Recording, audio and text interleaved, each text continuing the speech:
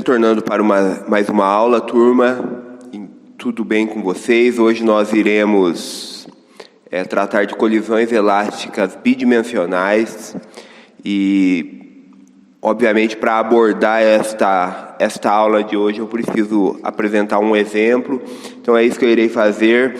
Então, uma boa aula a todos.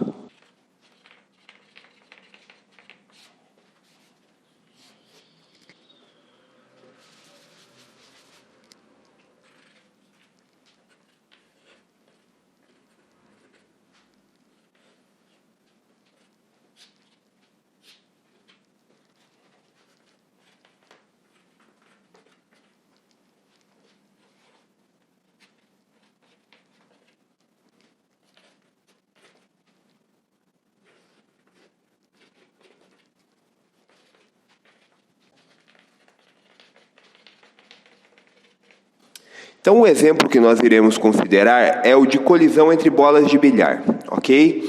Então, o que nós temos aqui? Nós temos uma... Importante, tá? Nós iremos tratar como alvo fixo, ou seja, o meu alvo ele está em repouso, tá bem? Esse é um problema que é simples de contornar se o alvo estiver em movimento.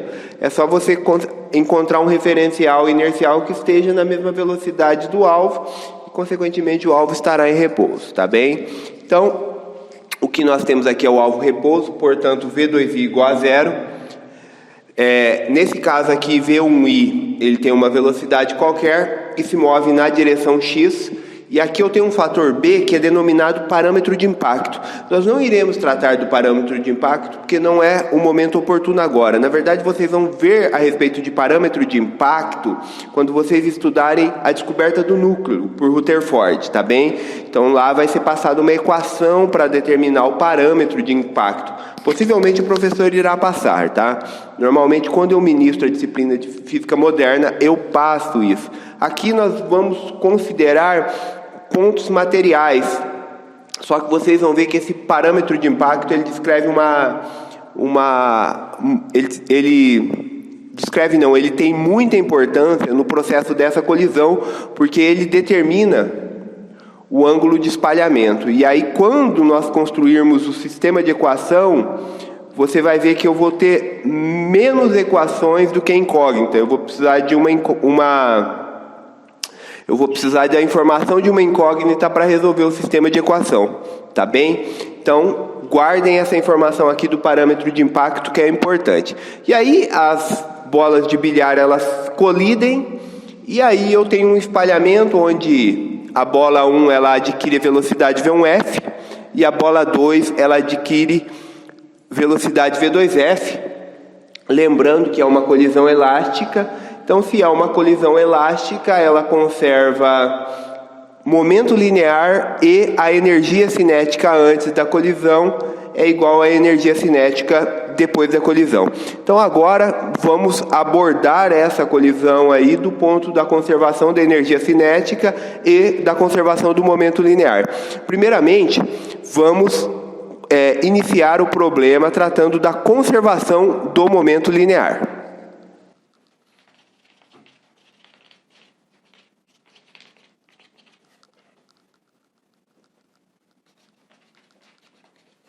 Lembrando que isso é uma colisão bidimensional, então eu tenho que utilizar a notação de vetores aqui antes da decomposição desses momentos lineares nas respectivas direções x e y, ou na direção que você quiser decompor esses vetores. Então, escrevendo os momentos lineares inicial e final, nós teremos isso aqui, ó.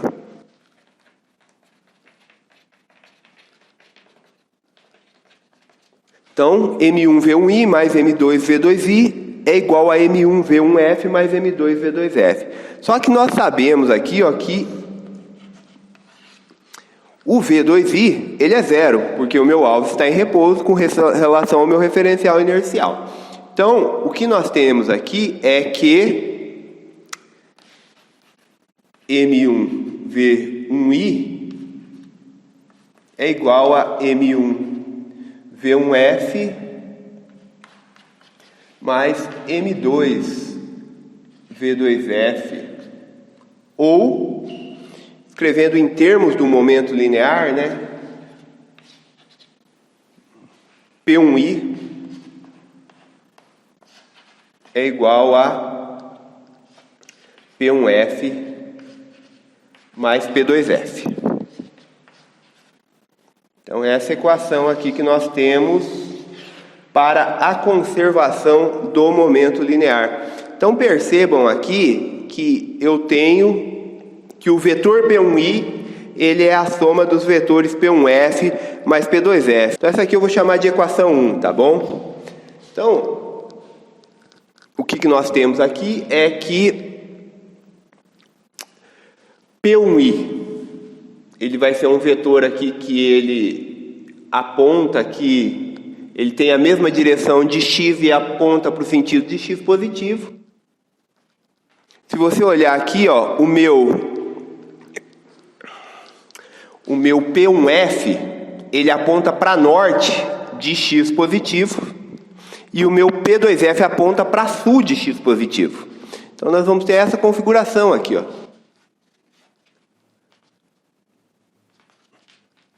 Então isso significa que se eu somar P1F com mais P2F, isso aqui vai dar o P1I, ou seja, a conservação do momento linear. Então, a soma vetorial de P1F mais P2F, ela me reproduz P1I. E isso significa uma coisa muito importante na hora de vocês resolverem os problemas lá. De cara, você já sabe que o momento linear total em Y, ele é zero. Você já pode carregar essa informação na hora que você for resolver equações desse tipo. Problemas desse tipo. P1F, momento linear total em Y é zero. Então você já tem uma equação aqui que P1FY mais P2FY tem que dar zero obrigatoriamente. Óbvio, nessas configurações aqui que eu estou considerando. Tá bom? Então agora que eu tenho momento linear, eu posso trabalhar com energia cinética total. Então, considerando a conservação da energia cinética na colisão, por se tratar de uma colisão elástica.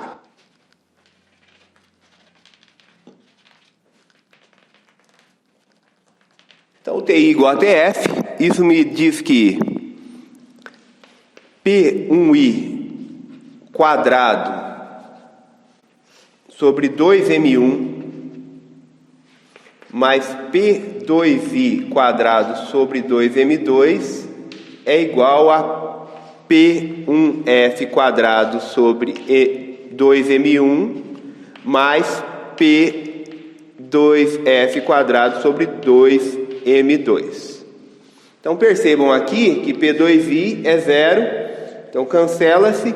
Então, para conservação da energia cinética, eu terei que P1I quadrado sobre 2M1 é igual a P1F quadrado sobre 2M1 mais P2F quadrado sobre 2M2.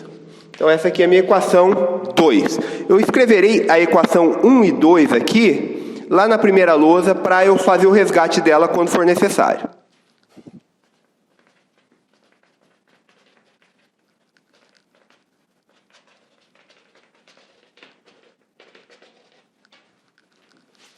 Então, o meu objetivo agora é pegar essa equação 1 aqui, ó, e decompor essa equação nos eixos, nos respectivos eixos x e y, justamente para eu poder trabalhar com o módulo do momento linear, tá? Que é o que eu tenho aqui, tá bom? Então é isso que eu irei fazer, né? Na equação 2 aqui eu tenho o módulo, esses P1I, P1F, P2F, eles são os módulos desse momento linear.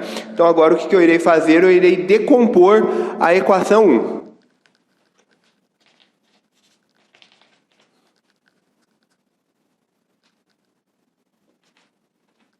Então, como o meu P1I aqui ele tem direção x, eu posso escrever ele como só P1I, ok?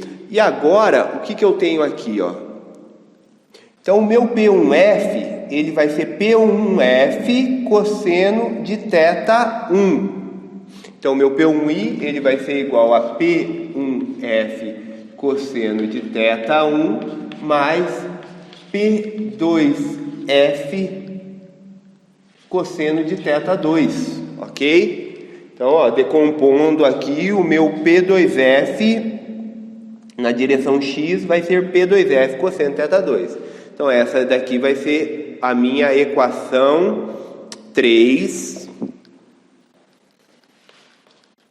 E agora, falta eu obter a minha equação 4, que é decompor a 1 em Y.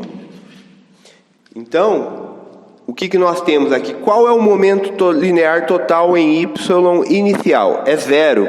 Ou seja, o meu projétil ele se move. Minha bola de bilhar ela se move somente na direção X. Então aqui, ó, eixo X para cima positivo, para baixo negativo, ou seja, tomando Y crescendo para cima, tá bom? Então o que eu vou ter aqui, ó? Vou ter P1F seno de θ1, e aqui, ó, como está apontando no sentido em que Y decresce, então vai ser menos P2F seno de θ2. Então percebam aqui, pessoal, que aquilo que eu tinha dito se confirma.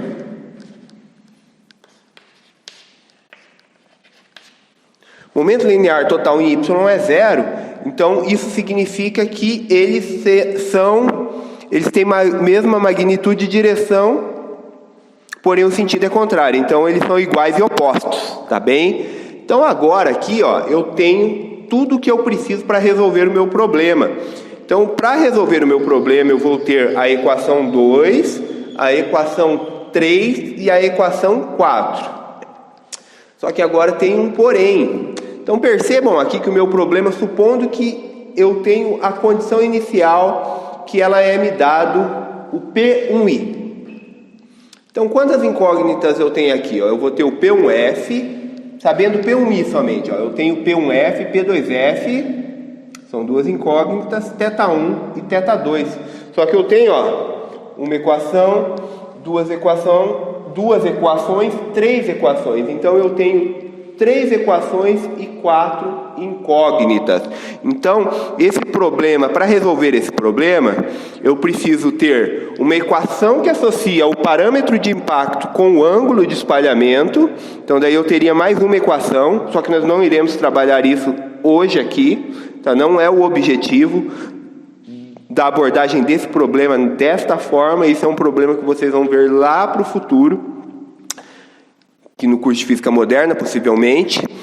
E, além disso, uma outra forma de contornar isso é fornecendo apenas um ângulo de espalhamento. Então, se eu tiver um ângulo de espalhamento, eu consigo resolver esse problema. Então, eu preciso ou da equação que relaciona o parâmetro de impacto B com os ângulos de espalhamento, ou eu forneço um momento linear inicial e um ângulo de espalhamento. Aí eu consigo resolver o meu problema. Então, basicamente isso, eu tenho 3 equações, 4 incógnitas. Então, se você esbarrar com esse problema aí, possivelmente o exercício ele vai estar pedindo mais uma incógnita, ele vai estar oferecendo mais uma incógnita. Então, é possível a solução. Outra coisa muito importante é considerar um caso particular em que as massas são iguais, tá? Então é isso que nós iremos fazer agora.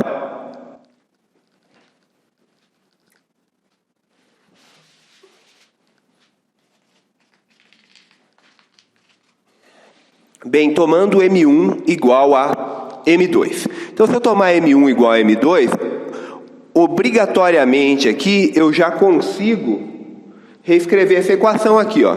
Se M1 é igual a M2, eu posso cancelar essas massas aqui. eu já posso fazer esse cancelamento aqui, e aí a equação 2, ela pode ser reescrita.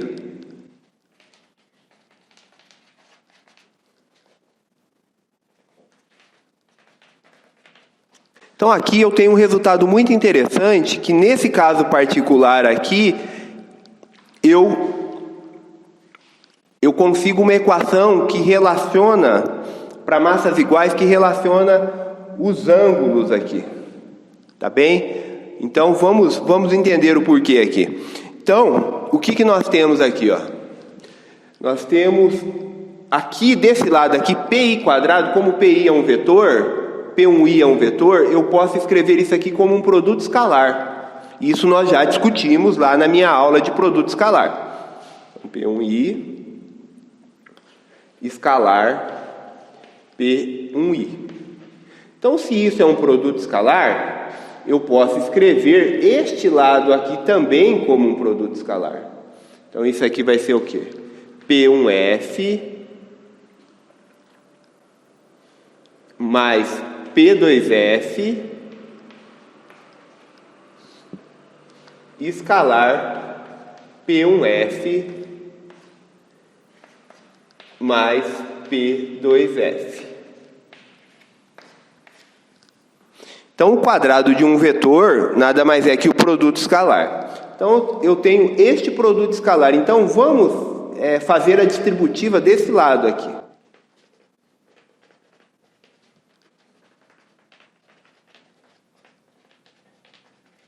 Então, percebam aqui que eu tenho P1f escalar P1f mais P2f escalar P2f mais duas vezes P1f escalar P2f. Então, eu posso reescrever isso aqui dessa forma aqui, ó. P1f quadrado mais P2f quadrado. Mais esse termo aqui que refere-se a duas vezes P1f escalar P2f, tá? Eu posso escrever esse termo aqui como duas vezes, como eu já discuti anteriormente, é só voltar lá na minha aula de produto escalar, que vocês verão que o produto escalar, ele independe da ordem, tá? Ele depende da magnitude de um vetor, da magnitude do outro vetor e do menor ângulo entre os dois vetores. Então percebam aqui, que eu só colocar o quadrado aqui que eu errei, que o lado direito da equação aqui, ó, ele tem esses dois termos semelhantes. Então, portanto, esse termo aqui é zero. E esse termo aqui é zero somente em uma circunstância. Então, para que essa equação aqui tenha validade, eu preciso que esse termo seja zero. Então, isso garante que uma colisão elástica bidimensional onde os corpos têm massas iguais, eu preciso que este termo seja nulo. E esse termo é nulo somente para um ângulo. E é isso que nós vamos analisar.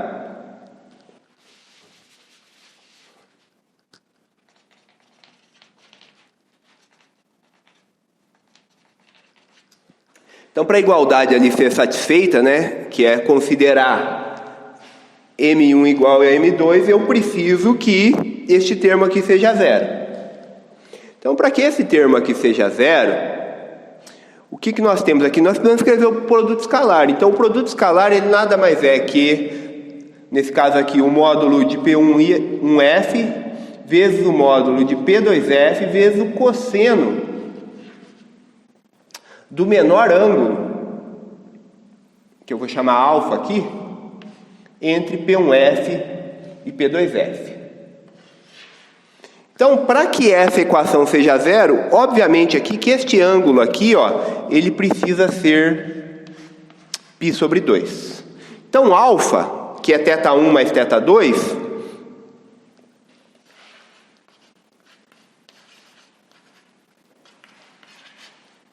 ele precisa ser π sobre 2.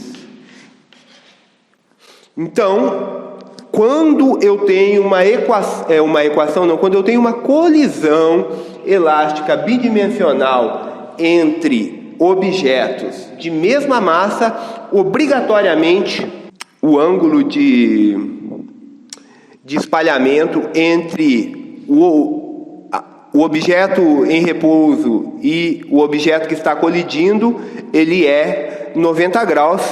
E eu ia recomendar para vocês fazerem